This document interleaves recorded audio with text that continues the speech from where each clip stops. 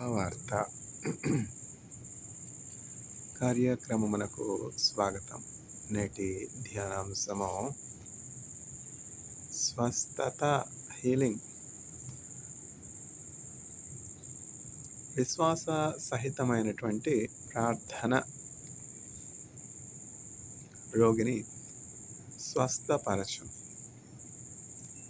Prayer offered in faith heals the sick. James chapter 5 verse 15. యాకోబు పత్రిక 5వ అధ్యాయం 15వ వచనం.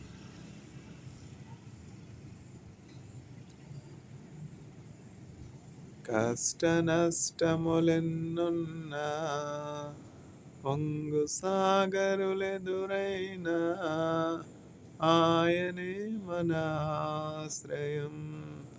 ఇరుకులో ఇబ్బందులలో ఆయనే మన ఆశ్రయం.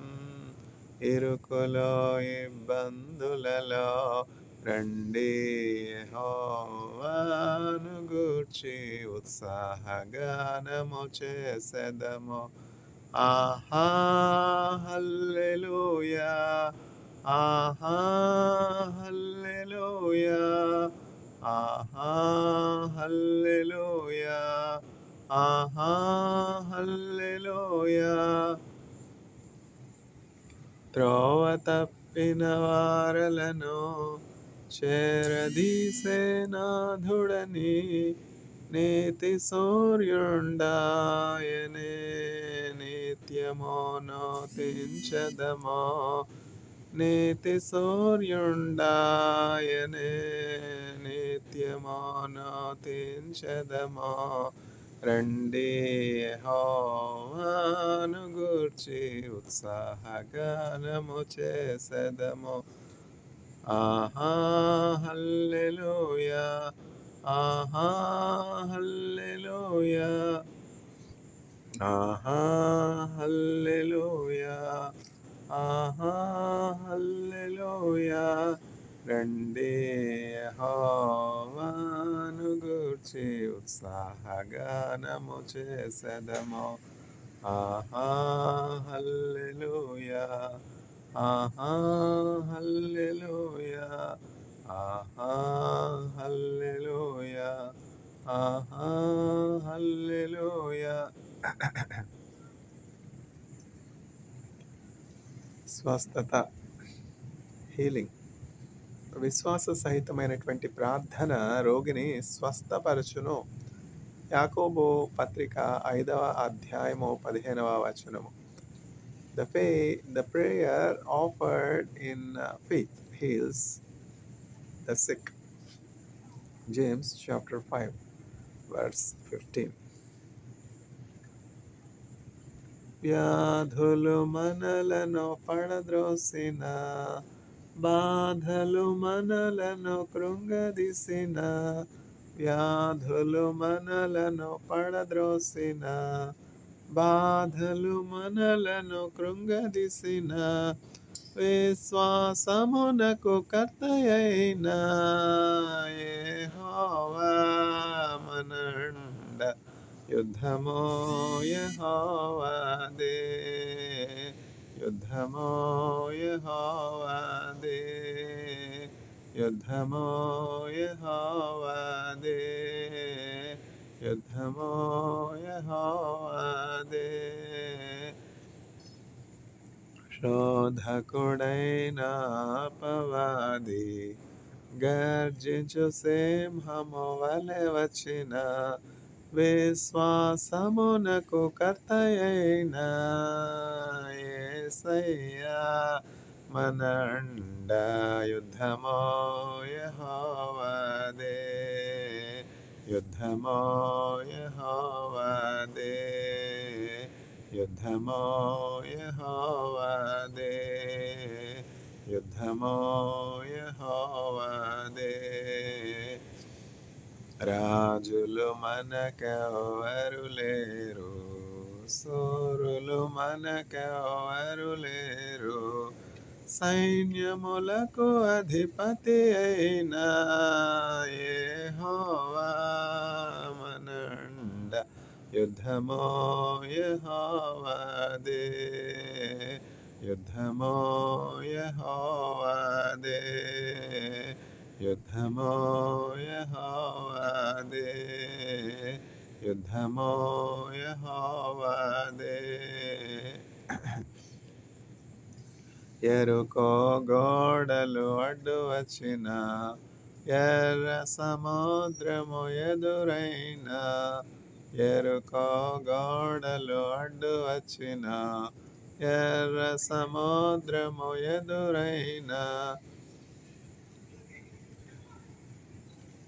సైన్యములకు అధిపతి అయిన యెహోవా మనండ. యుద్ధమో యెహోవాదే, యుద్ధమో యెహోవాదే, యుద్ధమో యెహోవాదే, యుద్ధమో యెహోవాదే.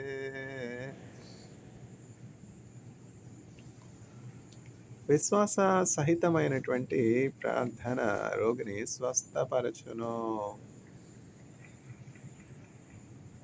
యాకోబు పత్రిక 5వ అధ్యాయం 15వ వచనం. The prayer offered in faith heals the sick. James chapter 5 verse 15. There is an ancient saying or proverb that states that health is wealth. ఆరోగ్యమే మహాభాగ్యము. చూసారా, ఆరోగ్యంగా ఉంటే మనం సంతోషంగా ఉంటాం, క్షేమంగా ఉంటాం, మన పనులన్నీ మనం చేసుకోగలుగుతాం, కుటుంబానికి ఉపయోగకరంగా ఉంటాం, మన చుట్టూ ఉన్నటువంటి వారికి సహాయకరంగా ఉంటాం, శరీరంలో ఏ బాధ లేకుండా ఉంటాం. ఆరోగ్యం కోల్పోయినప్పుడే, అనారోగ్యం కలిగినప్పుడే ఈ శరీరం ఎంత బలహీనమైనదో, మనం ఎంత బలహీనమో మనం తెలుసుకొనగలుగుతాం. ఆరోగ్యం ఉన్నంత వరకు మనకి శరీరం అంతా చక్కగా పనిచేస్తున్నప్పుడు దాని యొక్క విలువ తెలియదు. ఈ దేహమును దేవుడు ఎంతో చక్కగా సృష్టించి ఉన్నారు. మనము నిర్మింపబడినటువంటి రీతి ఆయనకు తెలిసి ఉన్నది. మనము తల్లి గర్భములో పిండముగా ఉన్నప్పుడే ఆయన మనల్ని ఎరిగి ఉన్నాడు. ఇంకను తల్లి గర్భములోనికి మనం ప్రవేశింపక మునిపే దేవుడు మనల్ని ఎరిగి ఉన్నాడు. నమ్మగలరా? ఆయన ఆకాశంలో ఉన్నటువంటి నక్షత్రములన్నింటికి పేరు పెట్టి ఉన్నాడు. ఒక్కొక్క నక్షత్రమును పేరు పేరున ఎరిగి ఉన్నాడు. ఆ నక్షత్రములను పేరు పెట్టి పిలుచుచు ఉన్నాడు. ఆ నక్షత్రములకు పని ఇచ్చి చేయించుచు ఉన్నాడు. ఆ నక్షత్రములు దేవుని యొక్క చిత్తము నెరవేర్చు ఆయన యొక్క సైన్యము వలె ఉన్నవి. నమ్మగలరా? నక్షత్రం ఏమిటి? సైన్యం ఏమిటి? నక్షత్రంలో జీవమున్నదా? నక్షత్రాలు ఎట్లా ప్రకాశిస్తూ ఉన్నాయి? సైన్స్ ఎంతో అడ్వాన్స్ అయిపోయినది. పురాతన కాలంలో మన యాన్సిస్టర్స్ అంటాం కదా, మన పూర్వీకులు సూర్య భగవానుడు అనేవారు. ఎందుకంటే సూర్యుడు ప్రకాశిస్తూ ఉన్నాడు కదా, మండుచు ప్రకాశించుచు ఉన్నాడు, సూర్యుడు వెలిగిస్తూ ఉన్నాడు. అందువలన సూర్యుడు స్వయంభావుడు, తనంతట తాను ఉద్భవించినటువంటి శక్తి కలిగినటువంటి వాడు, తనంతట తాను జీవించుచు ఉన్నటువంటి వాడు, జీవగలవాడు, దేవుడు సర్వశక్తిమంతుడు, సర్వసృష్టికర్త అని భ్రమించి మన పూర్వీకులు సూర్య భగవానుడిని ఆరాధించారు. సూర్యుని భగవంతునిగా చేసుకుని ఆరాధించారు. ఎందుకని? సూర్యుడు ప్రతిరోజు ఉదయిస్తూ ఉన్నాడు, క్రమంగా ఉదయిస్తున్నాడు. ఇది ఎట్లా సాధ్యం చెప్పండి? దేవుడు కాకపోతే సూర్యుడు ప్రతిరోజు సమయానికి ఉదయించగలడా? దేవుడు కాకపోతే వెలిగియగలడా? ఇవన్నీ కూడా వాస్తవమైనటువంటి ఆర్గ్యుమెంట్స్. ఎవరు కూడా deny చేయలేకపోయినారు. Until science has come into existence and proved that sun is only a created object. చూసారా? And not the creator. ఆ సూర్యుడు చూసినటువంటి వెలుగును చూసి, ఆ సూర్యునిలో ఉన్నటువంటి క్రమమును చూసి, ఆ సూర్యునిలో ఉన్నటువంటి తేజస్సును చూసి, ఆ కాంతిని చూసి, ఆ ప్రకాశమును చూసి మానవులందరూ కూడా, మన పూర్వీకులందరూ కూడా సూర్యుని భగవంతునిగా ఆరాధించేవారు. చూసారా? అయితే సైంటిఫిక్ రీసెర్చ్ బాగా పరిశోధనలు జరిగిన తర్వాత ఏం జరిగింది? సోలార్ సిస్టమ్‌లో ఆహ్, సూర్యుని చుట్టూ గ్రహాలు తిరుగుతూ ఉన్నాయి. సూర్యుడు ఒక నక్షత్రము మాత్రమే. సూర్యుని పోలినటువంటి నక్షత్రములు ఇంకను అనేకములు యూనివర్స్‌లో ఉన్నాయి అని సైన్స్ ప్రూవ్ చేసింది చూసారా? మన భ్రమలు, మన నమ్మకములు అవి వాస్తవం కాదు అని మనం తెలుసుకున్నప్పుడు దిగ్భ్రాంతికి గురవుతాం.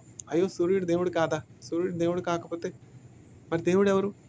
వాస్తవమే గదా! మన పెద్దవాళ్ళు మనకట్లా జెప్పారు. మన పితరులు మనకట్లా నేర్పించారు. సూర్యుడెంతో శక్తివంతుడు కావచ్చు. సూర్యుని వల్ల అనేకమైనటువంటి ఉపయోగాలు మనకు ఉండవచ్చును. సూర్యుని వలన మనం జీవించి చూడవచ్చును. సూర్యుని కాంతి లేకపోతే మనం జీవించగలమా చెప్పండి? సూర్యుని వేడిమి లేకపోతే మనం జీవించగలమా చెప్పండి? పూర్వం అంతా కూడా వంట పదార్థాలు మనం చాలా మట్టుకు ఆహార పదార్థాలు సూర్యుని కిందే గదా!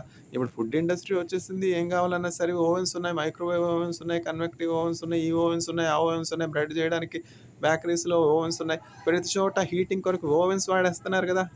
ఆ! అయితే పూర్వం ఎక్కడున్నాయి ఓవెన్స్? ఎక్కడున్నాయి హీటింగు? అంతా కూడా సూర్యుని క్రిందనే గదా వడియాలు. ఆ వడియాలు ఇప్పుడెవరు పెడుతున్నారు వడియాలు?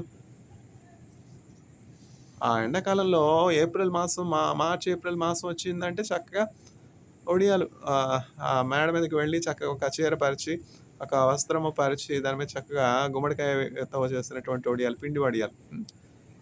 ఆ గుమ్మడికాయ ఒడియాల్లో పిండి ఉంటుంది గదా! అదేమిటి మినపప్పుతో చేసినటువంటి ఆ పిండి, గుమ్మడికాయ ముక్కలు చక్కగా కలిపి, అందులో కావాల్సినటువంటి పచ్చిమిరపకాయలు, ఇంకను అనేకమైనటువంటి పదార్థాలు కలిపి చక్కగా ఆహ్, ఒడియాలు పెడతారు.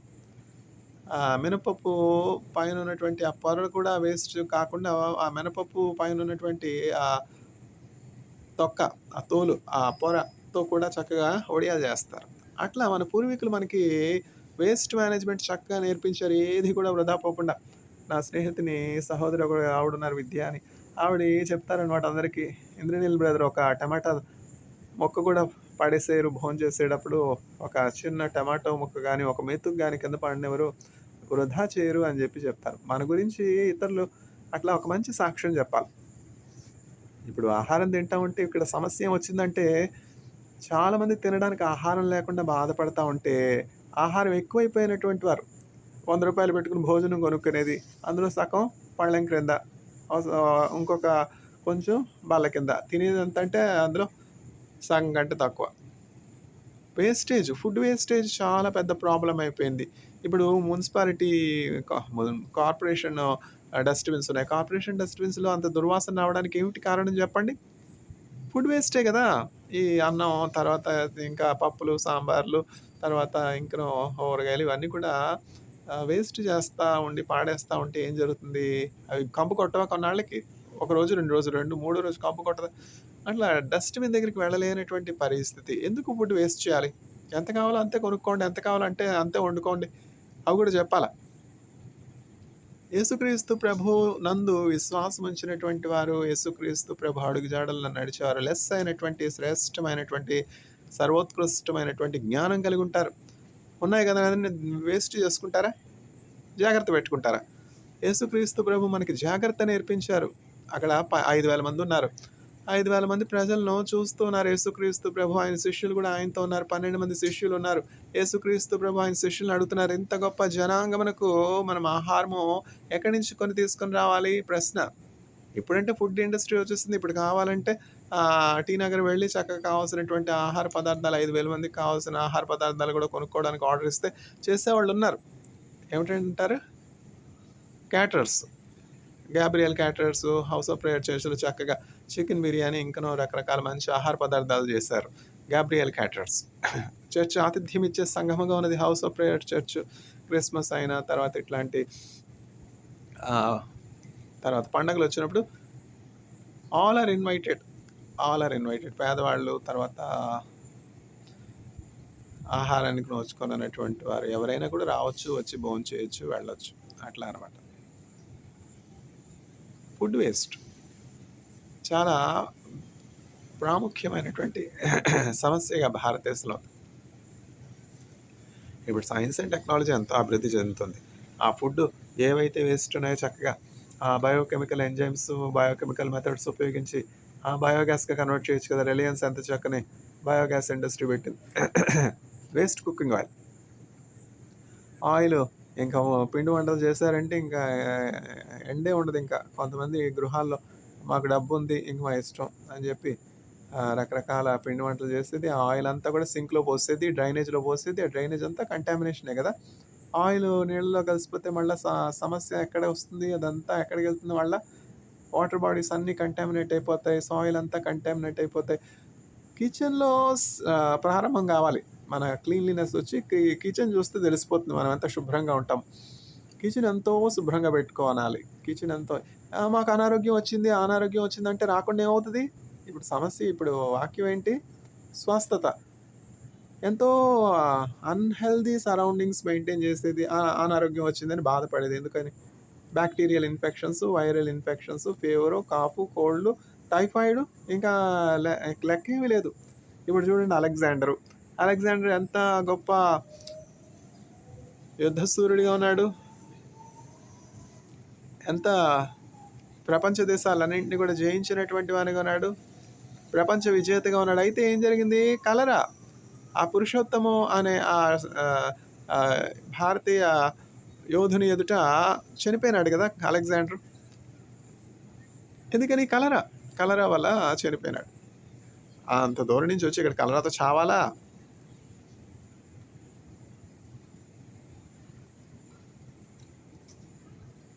మన అంత్యదశ శ్రేష్టమైనదిగా ఉండాలి. మనం ఎంత బాగా బతికామని కాదు.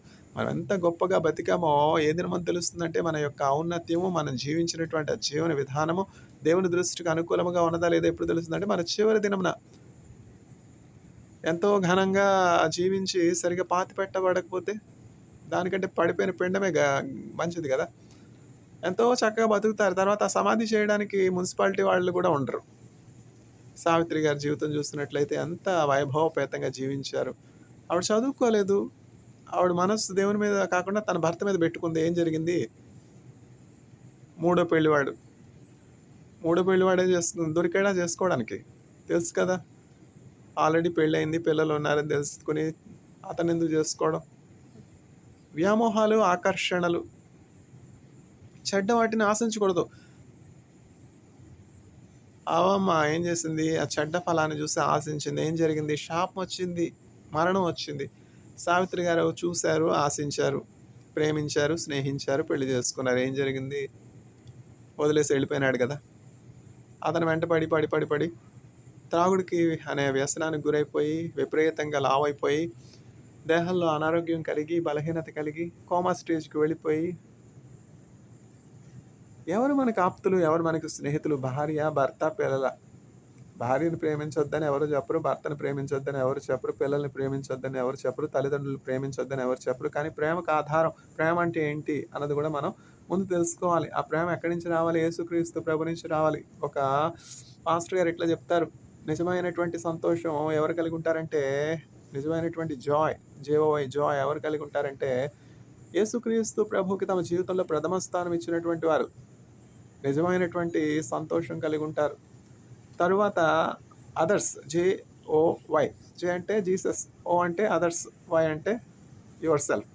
You should put yourself in the last and first place should be given to Jesus Christ and should put others, whether it is your wife or your husband or your mother, your father, your children, all should be after Jesus Christ. Then all things will fall in order. అందుకే కదా దేవుని వాక్యంలో ఇట్లా రాయబడి ఉంది. ధర్మశాస్త్రం ఏం చెప్తుంది? ప్రధానమైనటువంటి ఆజ్ఞ ఒకటే, ఇజ్రాయేలు విను, నీ దేవుడైనటువంటి యెహోవాను నీ పూర్ణ హృదయంతో, పూర్ణ ఆత్మతో, పూర్ణ బలంతో, పూర్ణ శక్తితో ప్రేమించవలెను. ఇది మొదటి ఆజ్ఞ. రెండవ ఆజ్ఞ కూడా ఈ మొదటి ఆజ్ఞ వంటిదే, నిన్ను వలె నీ పొరుగువానిని ప్రేమింపాలని. చూసారా? మొదటి స్థానము జీసస్‌కి ఇవ్వాలి, ఆయన దేవుడు గనక. రెండవ స్థానము ఇతరులకి ఇవ్వాలి.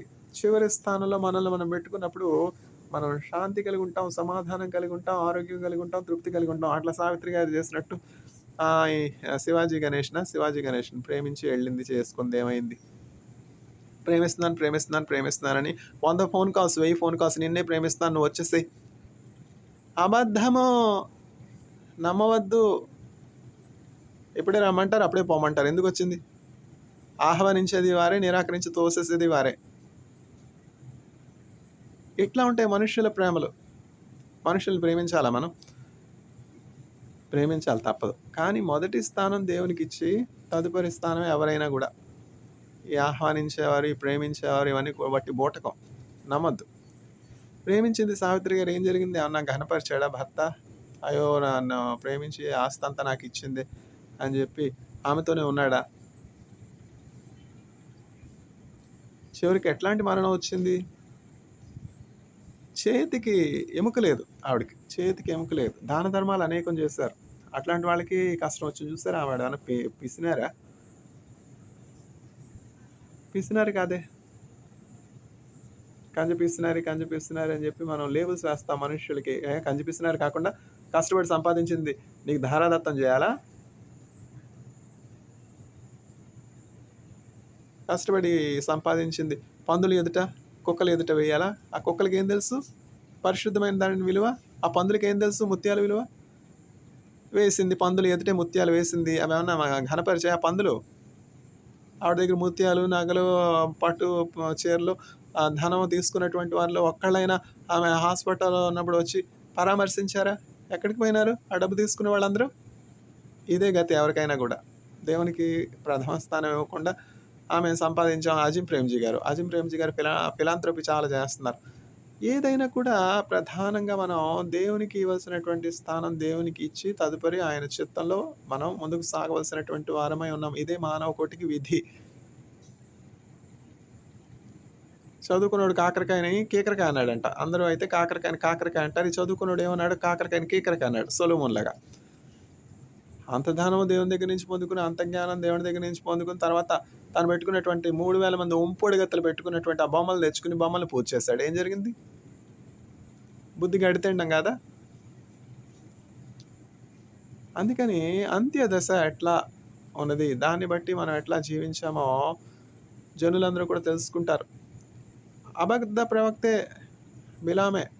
అబద్ధ ప్రవక్త అయినప్పటికీ చూసారా ఎంత అవివేకం కలిగి మాట చెప్తున్నాడు. బిలాం ఏమని చెప్తున్నాడు? నా అంత్యదశ వీరి వలె నుండును గాక. May my end be like the people of Israel. నా మాటలు కాదు. ఏం చేస్తాం? దేవుడు పక్షపాతి కాదు.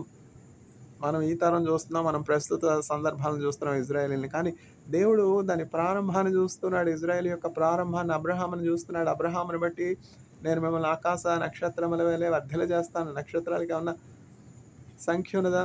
అయితే ఆ నక్షత్రాల్లో ఒక్కొక్క దాన్ని కూడా దేవుడు పేరు పెట్టి పిలుచుచు ఉన్నాడు. ఆ నక్షత్రముల సహాయాన్ని, అంటే ఆ నక్షత్రములు ఆయన దూతలై ఉన్నాయి. ఆయన చిత్తం జరిగించి పరిచారకులుగా ఉన్నారు. ఆయన నక్షత్రాల ద్వారా దేవుడు మనలకు సహాయం పంపుతున్నాడు. అందువల్ల మనం ఆ నక్షత్రాలని ఆరాధించకూడదు, సూర్యుడిని ఆరాధించకూడదు, భూమిని ఆరాధించకూడదు. భూపూజ అంటాం, తర్వాత సూర్య భగవానుని ఆరాధన అంటాం, తర్వాత అనేకమైనటువంటి చేతి బొమ్మల్ని మనం పెట్టుకుని ఆరాధిస్తాం. అట్లంటే కొంతమందికి బాధ కలగొచ్చు. అయ్యో! మేము దేవునిగా పూజించేవారిని ఇట్లా అంటున్నారేంటి? గెలీలియో చెప్పాడు.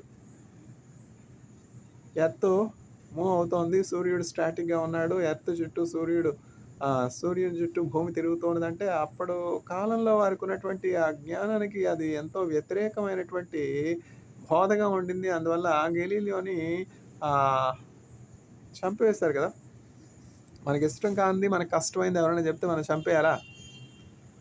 సైన్స్ బాగా అభివృద్ధి చెందుతున్నప్పుడు మనం ఇప్పటి వరకు కలిగి ఉన్నటువంటి ఆ నమ్మకాలన్నీ కూడా అబద్ధము అని రుజువు కావచ్చు. రేపొద్దున యేసుక్రీస్తు ప్రభు మైక్రోస్కోప్‌లో కనిపించొచ్చు. యేసుక్రీస్తు ప్రభు యొక్క స్వరము ఇన్‌స్ట్రుమెంటల్ టెక్నిక్స్ ఎంతగానో అభివృద్ధి చెందుతున్న యేసుక్రీస్తు ప్రభు యొక్క స్వరము చక్కగా రికార్డ్ అయ్యి మనుషులకి రావచ్చును. ఇవన్నీ కూడా సాధ్యము సైన్స్ ద్వారా, టెక్నాలజీ ద్వారా. ఇప్పుడు క్రిస్పర్ వచ్చేసింది. క్రిస్పర్ జీనోమ్ ఎడిటింగ్ టెక్నాలజీ వస్తుంది. దాన్ని బట్టి అసలు తల నెరవకుండానే ఎప్పుడు కూడా యవ్వనస్తులుగానే ఉండిపోవచ్చు. అసలు ఆ వ్యాధి రాకుండా, ఎప్పుడు కూడా అనారోగ్యం రాకుండానే ఉండొచ్చు జీనోమ్ ఎడిటింగ్ ద్వారా. గొర్రెములు ఎంతో చురుకైనవిగా ఉండి చక్కగా ఎంతో ఇంకా వేగంగా వాటి యొక్క పెర్ఫార్మెన్స్ అభివృద్ధి చెందొచ్చు. ఇప్పుడు పోలో హార్సెస్ అంటున్నాం కదా, జీనోమ్ ఎడిటెడ్ పోలో హార్సెస్. అట్లా అన్ని రంగాల్లో కూడా సైన్స్ అండ్ టెక్నాలజీ ద్వారా అనేకమైనటువంటి మార్పులు కలుగుతున్నాయి. మనం చెప్పుకుంటుంది ఏంటి? నేను ప్రపంచంలో ఎక్కడ తిరిగొచ్చినా కూడా ఆ ప్రారంభాన్ని మర్చిపోననమాట. "సర్ आप क्या पढ़ा रहे हैं? कहाँ से पढ़ा रहे हैं? हमें कुछ समझ में ही नहीं आ रहे हैं सर." ఎందుకంటే మనకున్నటువంటి ఆ అనుభవాన్ని బట్టి, ఆ జ్ఞానాన్ని బట్టి అన్ని డాట్స్ కూడా మనం కనెక్ట్ చేసుకుంటా వెళ్తామనమాట. ఆ బుక్‌లో ఉన్నటువంటి ఆ 4 అంశాలే కాకుండా, ఆ 4 అంశాలకి తర్వాత ముందు గూడా చెప్తూ ఉంటాం. అందువలన పిల్లలు అర్థం చేసుకోవడం కొంచెం కష్టం అవ్వచ్చు. మాకు మా టీచర్లు చెప్పింది అర్థం చేసుకోవడానికి 30 సంవత్సరాలు పట్టింది. మాకు పీహెచ్‌డీలో మా ప్రొఫెసర్స్ బోధించింది ఇప్పుడు అర్థం చేసుకోవడానికి ఇంకా మాకు అర్థం కాలేదు చాలా విషయాలు. మనకు అర్థం కానివన్నీ అబద్ధాలు, అపార్థాలు అని అనుకుంటే అది మూర్ఖత్వం గదా! వెర్రితనం గదా! Galileo is ahead of his time. So nobody could understand. It doesn't mean that what Galileo has said is wrong.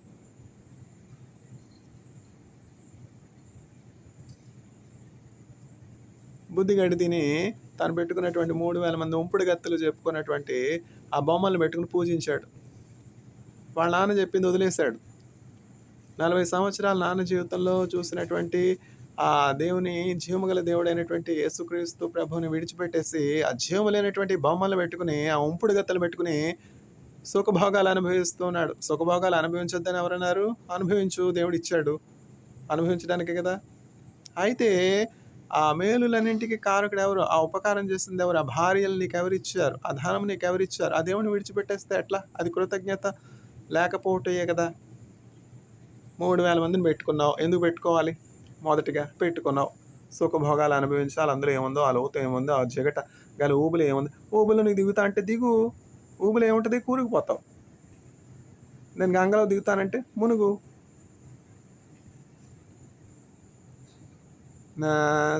నాశనకరమగు గుంటల నుండియు మోసకరంబగు యోబి నుండి నా సచనిలపైకెత్తెను నన్ను పిశాచి పదంబును తొలగించన్.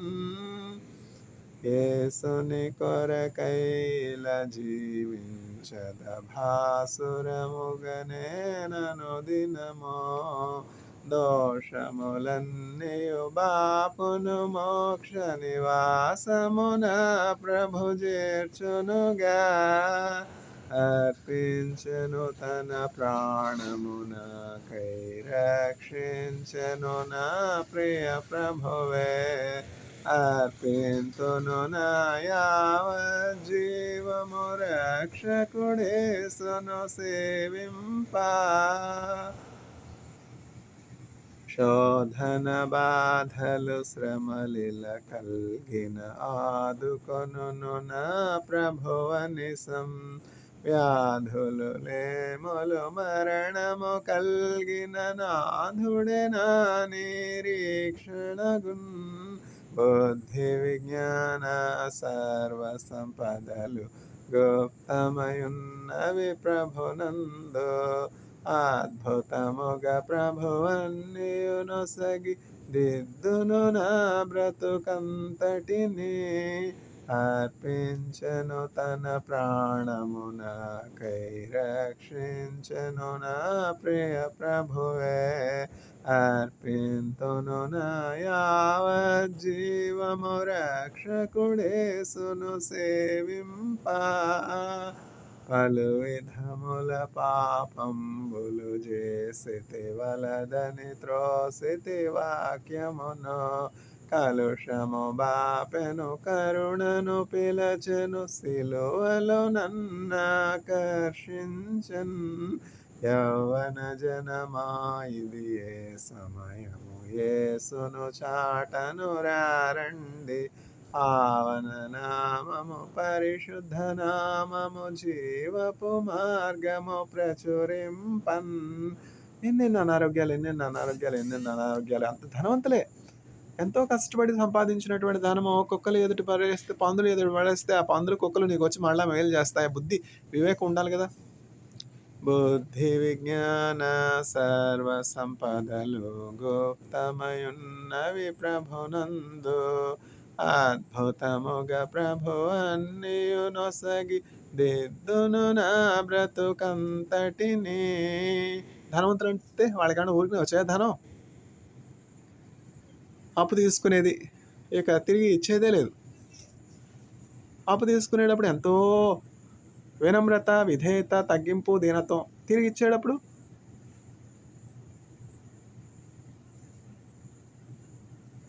అవన్నీ ఉండవు.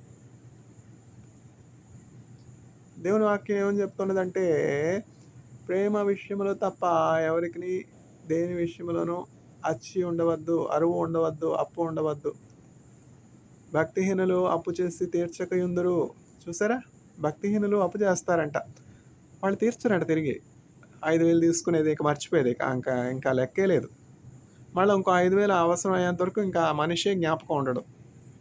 అయితే ఇంకొక కొందరు ఎట్లా ఉంటారంటే, ఒకళ్ళ దగ్గర ఒక రూపాయి తీసుకున్నట్లయితే ఆ లెక్క అట్లా ఉంటుంది. 30,000 రూపాయలు మా ప్రొఫెసర్ గారు నాకు అప్పు ఇచ్చారు అవసర సమయంలో. టీచర్స్‌కి ఇవ్వాలా? టీచర్స్ స్టూడెంట్స్‌కి ఇవ్వాలా? స్టూడెంట్సే టీచర్స్‌కి ఇవ్వాలి. కానీ అవసర సమయంలో అడిగినప్పుడు ఉపాధ్యాయులు పెద్దవారు పితృవాత్సల్యంతో, దయతో ఇచ్చారు 30,200 30,002 ఆ రూ. 2 కూడా లెక్కే కదా! అది రాసి పెట్టుకున్నాను తీర్చాలని. సావిత్రి గారు ఎంతో ఔన్నత్యం కలిగినటువంటి జీవితం జీవించారు. మహానటిగా పేరు పొందుకున్నారు. అయితే పరిస్థితులు అనుకూలించక నీచులైనటువంటి మనుష్యులతో సాంగత్యము చేయటం బట్టి వ్యసనాలకు బానిసైపోయి నమ్ముకున్నటువంటి భర్త ఆమెను ముప్పదెప్పలు పెట్టి 3 చెరువులు నీళ్లు తాగించి బికాని చేసి విడిచిపెట్టాడు. అట్లాంటి పరిస్థితుల్లో పేదరికంలో ఉండి చేతికి ఎముక లేదు దానం. తానే మొండైతే తనకో మొండంట. ఇళ్ళన్నీ అమ్ముకున్నావు, ఆస్తులన్నీ అమ్ముకున్నావు, ఇంకా దాన ధర్మాలు ఎందుకు? నిన్ను అడుక్కుంటూ దానం చేయమన్నారా యేసుక్రీస్తు ప్రభు? అయితే ఈ సావిత్రి గారు ఏం చేశారు? డబ్బులు అవసరం ఉండి ఆమె కోలీగ్ అయినటువంటి ఆమెతో కూడా పనిచేసినటువంటి ఆమె సహాయ నటుడైనటువంటి గుమ్మడి గారి దగ్గర రూ. 3,000 అప్పటికి తీసుకున్నారు. ఈ రోజుల్లో 3,000 అంటే చాలా తక్కువ. ఇంటది కూడా కట్టలేం 3,000తో. ఏమొస్తుంది 3,000తో? అయితే ఆ రోజుల్లో 3,000 అంటే రూ. 30,000 అంతకంటే ఎక్కువ. ఆ రూ. 3,000 తీసుకున్నారు. అయితే ఒకానొక సందర్భంలో గుమ్మడి వెంకటేశ్వరరావు గారు అనారోగ్యంతో హాస్పిటల్‌లో అడ్మిట్ అయ్యారు అని తెలియగానే పాపం ఆవిడ ఎక్కడ ఉందో తెలీదు, ఎట్లా తెలుసుకుందో తెలీదు, వచ్చేసింది. హాస్పిటల్‌లో గుమ్మడి గారు అడ్మిట్ అయ్యారని తెలిసి వచ్చి పరామర్శించి, గుమ్మడి గారు ఎట్లా ఉన్నారు అన్నయ్య? బాగున్నారా? అని చెప్పి పరామర్శించి ఆయన్ని మీరు త్వరగా కోలుకోనాలి అని కోరుకుంటా ఉన్నాను. 10 మందికి సహాయం చేసేవారు మీరు క్షేమంగా ఉండాలి అని చెప్పి ఆ కష్టంలోనే, ఆ పేదరికంలోనే, ఆ ఒంటరితనంలోనే వచ్చి ఆయనతో మాట్లాడి వెళ్ళిపోతూ ఆయన చూడకుండా ఉన్నటువంటి సమయంలో ఆయన తల క్రింద ఆమె తీసుకున్నటువంటి ఆ 3,000 పెట్టేసి వెళ్ళిపోయింది. చూసారా? తీసుకునడమే కానీ ఇవ్వడం లేదా? ఎంతో మందికి ఇచ్చాను, తీసుకోనాలని నేనేమి ఇవ్వలేదు. అయితే తిరిగి ఇచ్చినటువంటి వారు ఎంతమంది? ఇవ్వడం గొప్ప విషయంలేండి. తీసుకునే దానికి ఎక్కనాలెడ్జ్‌మెంట్ ఎక్కడుంది? అది కూడా బొత్తిగా లేదు. అయినా ఇచ్చినప్పుడు అవసరతలో ఉన్నారు అని దేవునికి ఇచ్చినట్లే ఆ మనస్సు కలిగిచ్చాను. ఎందుకంటే దేవుని వాక్యం ఏం చెప్తుంది? ఈవిడి మీకు ఇయ్యబడును. అట్లా ఒకళ్ళకి నేను సహాయం చేసినప్పుడు దేవుడు నాకెప్పుడు ఏమీ కొదవ చేయలేదు. ఇప్పుడు మా ప్రొఫెసర్ గారు రూ. 30,002 నాకెందుకు ఇచ్చారు? ఈవిడి మీకు ఇయ్యబడును. ఎట్లా ఆయన దేవదూతల ద్వారా సహాయం పంపిస్తారో మనకు తెలీదు. ఎందుకని? మనల్ని దేవుడు హెచ్చించి, దీవించి, ఆశీర్వదించి, క్షేమంగా ఉంచినప్పుడు మన క్షేమ కాలంలో ఒకళ్ళకి నూనె పోసి దీపం వెలిగించాం. ఒకరి ఇంటి దీపం ఆరిపోకుండా కాపాడాం. అందువల్ల ఆయన నామమును బట్టి చూపించినటువంటి ప్రేమను మర్చిపోటుకు ఆయన న్యాయస్థుడు కాదు. ఈవిడి మీకు ఇవ్వబడును. అంటే ఇవ్వొద్దు, పందుల ఎదుట ముత్యాలు పొయ్యొద్దు, కుక్కల ఎదుట పరిశుద్ధమైనది వేయొద్దు అంటే అపాత్ర దానం చేయొద్దు అని అర్థం. కొంతమందికి అప్పు చేయడమే అలవాటు. ఆ జీతం అట్లానే పెట్టుకుంటారు. 50,000, 60,000 జీతం వస్తుంది. అప్పు చేయడం అలవాటు పడ్డారు కదా! ఇక ఇస్తారు. అమాయకులు ఎవరో ఒకళ్ళు దొరకకపోతారా? వీళ్ళని బాద్దాం, వాళ్ళని బాద్దాం, వీళ్ళ దగ్గర తీసుకుందాం, వాళ్ళ దగ్గర తీసుకుందాం. ఇంక తీసుకునేది ఇంక తిరిగి ఇచ్చేది లేదు. ఆ మొహం తిరిగి చూపించేది లేదు. ఎవరెవరికి ఇవ్వాలి? ఎందుకు ఇవ్వాలి? ఎంతమంది దగ్గర నువ్వు అప్పు చేసావు? లెక్కుందా? ఇచ్చే మనస్సుందా లేదా? ఇచ్చే మనస్సుతోనే చేసావా? దోచుకొనడానికి చేసావా? ప్రేమ విషయంలో తప్ప మరి దేని విషయంలో కూడా ఎవరికి అచ్చి ఉండవద్దు అని చెప్పి దేవుడు చెప్తూ ఉన్నాడనమాట. ఎవరెవరికి అప్పు ఉన్నారో, ఎవరెవరికి రుణస్థులో దేవుడే న్యాయాధిపతి. దేవుడు ఏమని చెప్తున్నాడంటే, అప్పు చేయువాడు అప్పిచ్చువానికి దాసుడు. నీవు ఇతరులకు దాసుడిగా ఉండాలని అనుకుంటున్నావా? నువ్వు ఎవరెవరి దగ్గర అయితే అప్పు చేసి తీర్చకుండా ఉన్నావో నువ్వు వాళ్ళందరికీ దాసుడు, వారందరికీ పరిచారకుడు, వారందరి క్రింద ఉన్నటువంటి వాడుగా ఉంటావు. పరలోకంలో నువ్వు వెళితే అసలు ఒకవేళ భక్తిహీనులు పరలోకంలో వెళ్తారా? అనేకమైనటువంటి రోగాలు, అన్యాయంగా కూడబెట్టుకున్న ధనం, డయాబెటీస్ రాక ఏమవుతుంది? అక్రమంగా సంపాదించిన ధనం క్యాన్సర్ రాకుండా ఏమవుతుంది? అయ్యో నాకు క్యాన్సర్ వచ్చింది, అయ్యో నాకు డయాబెటీస్ వచ్చింది, అయ్యో నాకు జాండీస్ వచ్చింది, నా లివర్ అంతా పాడైపోయింది. ఎవరి దగ్గర దోచుకున్నావు? ఎవరింట్లో దీపం ఆపేసి నువ్వు డబ్బులు సంపాదించావు? కీర్తనల గ్రంథం 109వ అధ్యాయంలో మనం చూసినట్లయితే, వాని యొక్క ఇల్లు పాడుబడిపోవునుగాక, వాని యొక్క భార్య విధవముండగునుగాక, వారి బిడ్డలు దిక్కుమాలిన వారే అడుక్కొందురుగాక. శాపాలు ఎందుకని? ఎవరింటి దీపం నువ్వు ఆర్పేసావు? ఎవరిని దోచుకున్నావు? ఎవరి మీద అబద్ధ సాక్ష్యం చెప్పావు? ఎవరి మీద ఎఫ్ఐఆర్ పెట్టావు? ఎవరి మీద పోలీస్ కేసులు పెట్టావు? ఎవరి ఉద్యోగాన్ని నువ్వు తీసుకున్నావు? నీ భార్య వ్యధరాలు అవుతుంది, నీ భార్య ముండమోస్తుంది, నీ బిడ్డలు అనాథలు అవుతారు, దిక్కుమాలిన వారు అవుతారు, నీ ఇల్లు పాడుబడిపోతుంది. జాగ్రత్త. నా మాటలు కాదండి, నా మీద కోప్పడద్దు. దేవుని తీర్పులు మారవు కదా. ఇది దేవుని శాసనమో, ఇది దేవుని తీర్పు. దేవుడు సమస్తాన్ని చూస్తున్నాడు. ఆయన దృష్టికి మరుగైనటువంటి సృష్టి ఏమీ లేదు. కనులు కలిగినటువంటి వాడు చూడకుండా ఆయన యొక్క ధర్మశాస్త్రం ఉంది, ఆయన ఒక వాక్యం ఉంది. ఆయన వాక్యాన్ని బట్టి మనం జీవించవలసినటువంటి వారమైన ఒక మషీను నేను చేశాను, ఆ మషీను ఎట్లా ఉపయోగించుకోవాలని ఇన్స్ట్రక్షన్ మాన్యువల్ ఇస్తాను ఏమన్నా? అట్లనే బైబిల్ కూడా basic instruction before leaving the earth. మనం చేసినటువంటి దేవుడు మనం ఈ లోకంలో ఎట్లా జీవించాలి అని ఒక నియమావళి మనకి ఇచ్చాడు. ఆ నియమావళి మనం పాటించినంత వరకు మనం క్షేమంగా ఉంటాం, సురక్షితంగా ఉంటాం, ఇమ్యూనిటీ కలిగి ఉంటాం, ఆరోగ్యం క్షేమంగా ఉంటుంది. నాకు డయాబెటీస్ వచ్చింది, నా డబ్బంతా కూడా హాస్పిటల్లో లివర్ ట్రాన్స్ప్లాంట్కి పోయిందంటే ఎవరి దగ్గర దోచుకున్నా? ఎవరిని పోలీస్ కేసులు పెట్టావు అన్యాయంగా? ఎవరు ఉద్యోగం తీయించావు? నీచుడా, నీ లివర్ పాడైపోను గాక, నీవు దిక్కుమాలిన వాడు అవుదువు గాక. ఆ మాటలు కాదులేండి, దావీదు చెప్తా ఉన్నాడు. ప్రభా వాని భార్య విధముండగురుగాక. కీర్తనల గ్రంథం 109వ అధ్యాయం మనం చూసినట్లయితే అవన్నీ కూడా శాపములే, శాపములే, శాపములే. భక్తిహీనులు అప్పు చేసి తీర్చక ఎందురు.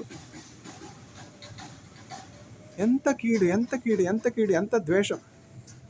ఎవరి నెత్తి మీద అనారోగ్యం కలుగజేద్దాం, ఎవరి నెత్తి మీద వైరస్ వేద్దాం, ఎవరి నెత్తి మీద బ్యాక్టీరియా వేద్దాం, ఎవరికి క్యాన్సర్ కలుగజేద్దాం, ఎవరి మీద కార్సినోజెనిక్ మెటీరియల్స్ ప్రయోగిద్దాం, ఎవరి మీద మంత్రతంత్ర చెడుపు చెళంగితనం ప్రయోగిద్దాం.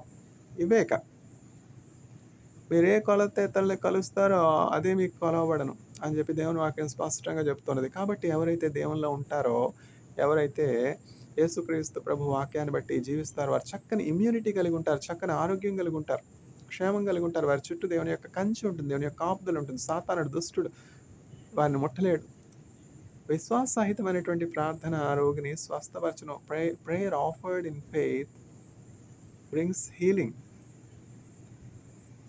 ఎంతమంది దేవుని ప్రజలు ప్రార్థన చేస్తున్నప్పుడు, దేవుని సేవకులు ప్రార్థన చేస్తున్నప్పుడు మరణకరమైనటువంటి వ్యాధుల నుంచి స్వస్థత పొందుకుంటున్నారు. పేతురు యొక్క అత్తయ్య గారు జ్వరంతో గజగజ వణికిపోతున్నది, మంచం మీద నుంచి లేవలేనటువంటి స్థితి, ఎంతో అనారోగ్యంగా ఉన్నది.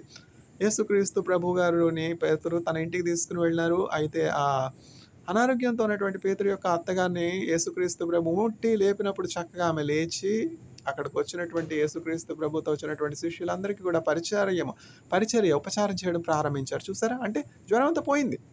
అది ఎట్లా జరిగింది? ఆ మెరకల్ ఎట్లా జరిగింది? యేసుక్రీస్తు ప్రభు టచ్లో యాంటీబయాటిక్స్ ఉన్నాయి. చూసారా? అక్కడ ఉన్నటువంటి ఆ బ్యాక్టీరియా, వైరల్ ఫీవర్ అంతా కూడా పోయింది. ఆయన యేసుక్రీస్తు ప్రభు పరిశుద్ధుడు. వెలుగున చోట చీకటి ఉంటుందో చెప్పండి? అట్లా యేసుక్రీస్తు ప్రభు ఎక్కడైతే ఉంటారో అక్కడ వైరస్ కానీ బ్యాక్టీరియా కానీ ఉండడానికి అవకాశమే లేదు, అనారోగ్యం ఉండడానికి అవకాశమే లేదు. అందుకని యేసుక్రీస్తు ప్రభు ఏమని చెప్తున్నారంటే, I'm the true vine and you are the branches. Those that abide with me will bear much fruit, and through your fruit people will realize that you are my disciples.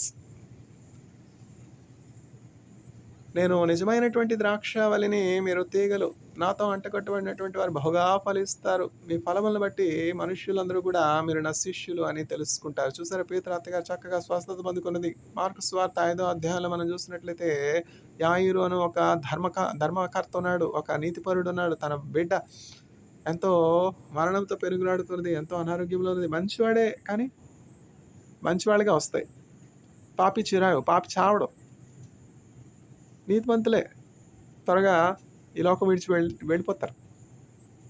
ఇట్లా యాయిరు కుమార్తె ఎంతో అనారోగ్యంగా ఉన్నది, చావుతో పెనుగులాడుతూ ఉన్నది, చావు బ్రతుకుల మధ్య ఉన్నది.